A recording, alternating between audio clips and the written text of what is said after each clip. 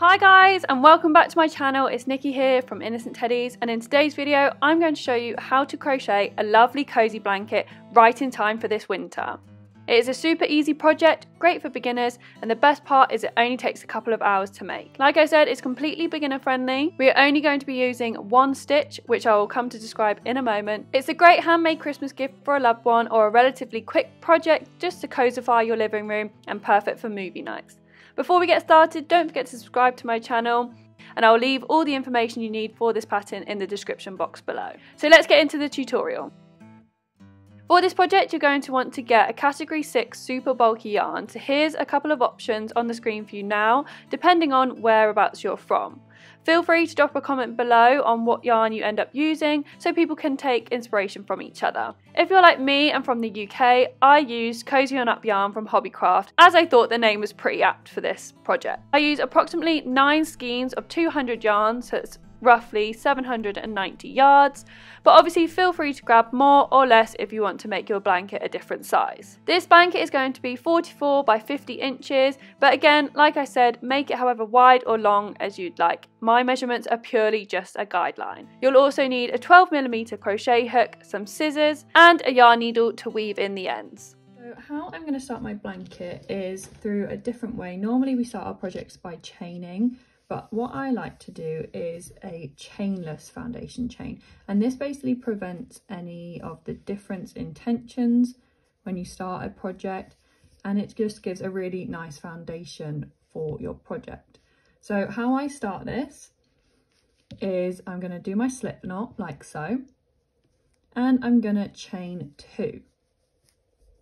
So like I said, normally the start of projects, it's normally chain a certain amount of chains, and then you work back down the chain. But sometimes I find that this can be a different tension to the rest of your project. So how we combat this is this method.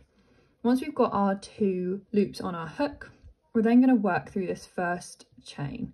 So rather than just the one little loop here, we're going to go through both of the loops like so, kind of working into it like a normal single crochet. So we should now have 3 loops on our hook like so. So we've gone into that first chain of our chain 2. We're going to yarn over and we're going to pull through that first chain, those 2 loops.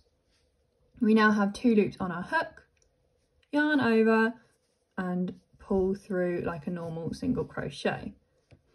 So we basically have this funny looking thing on our hook now. Then to carry on, we're going to go through this big loop here that we've just made. Again, just 1 loop. We've now got 2 loops on a hook, yarn over, pull through the first one, yarn over and pull through the second one, like normal single crochet. So here you can start to see we're building up our single crochets here.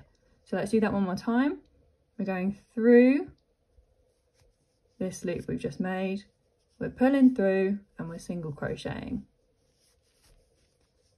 And here you can see that we're starting to build that single crochet foundation chain, and we're just going to keep building it up. And this is a really nice way to keep really good tension, and it can be used for all sorts of different projects, whether you're doing a sweater or a scarf or a blanket. It's just a really good technique to kind of have under your belt. So I did a total of 70 foundation chains, which got me up to 40 inches long. What's good about this chainless foundation chain is you can do however many chains you want to get whatever size you'd like your blanket to be, and you can measure it, and that is the number of chains each round will be and will continue to be for the rest of your project. So once you finish your foundation chain, we'll then move on to the rest of the blanket.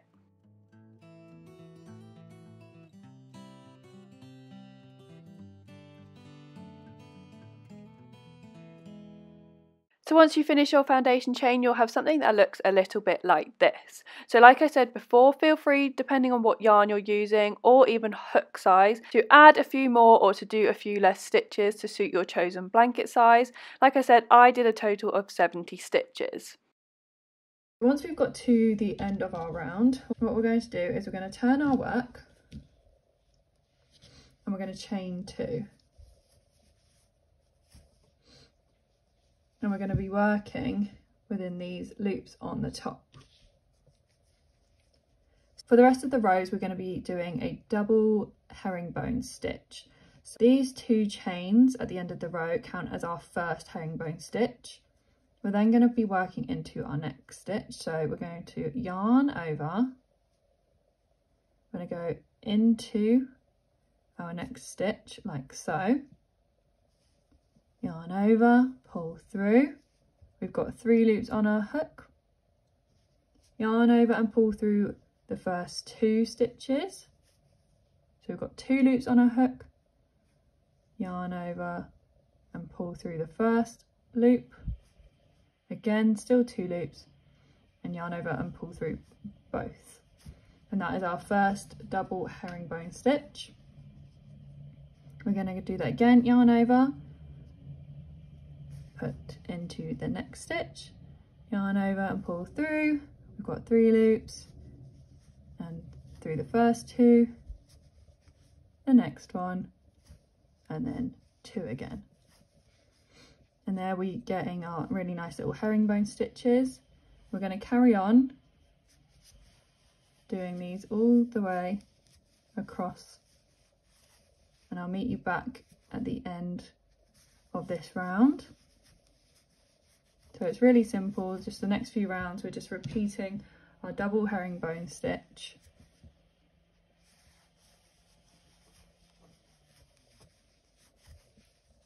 And building up our blanket like so.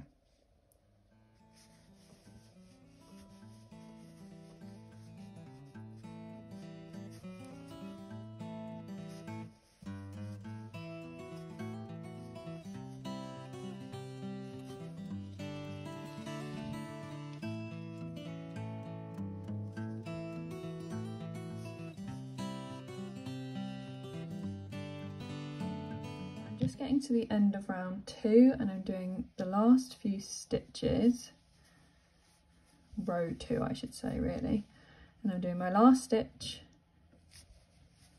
in this last one here.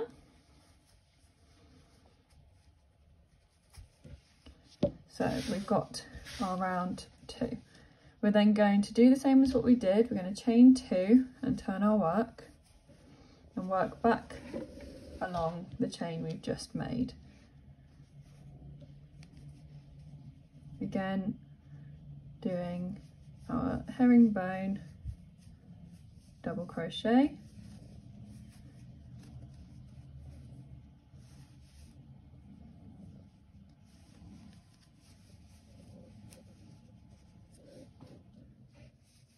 all the way along. When we get to the end here, make sure you work into this turning chain here to make sure your work doesn't start to go inwards and it's keeping the same width the entire time. So just to reiterate, when you get to the end of round 2, we're going to be working in this here to make sure we're keeping its width. Carry on with however many rounds you need to get to 50 inches or however long you want your blanket to. And let me know in the comments below, 1, if you have any questions, and 2, how you get on.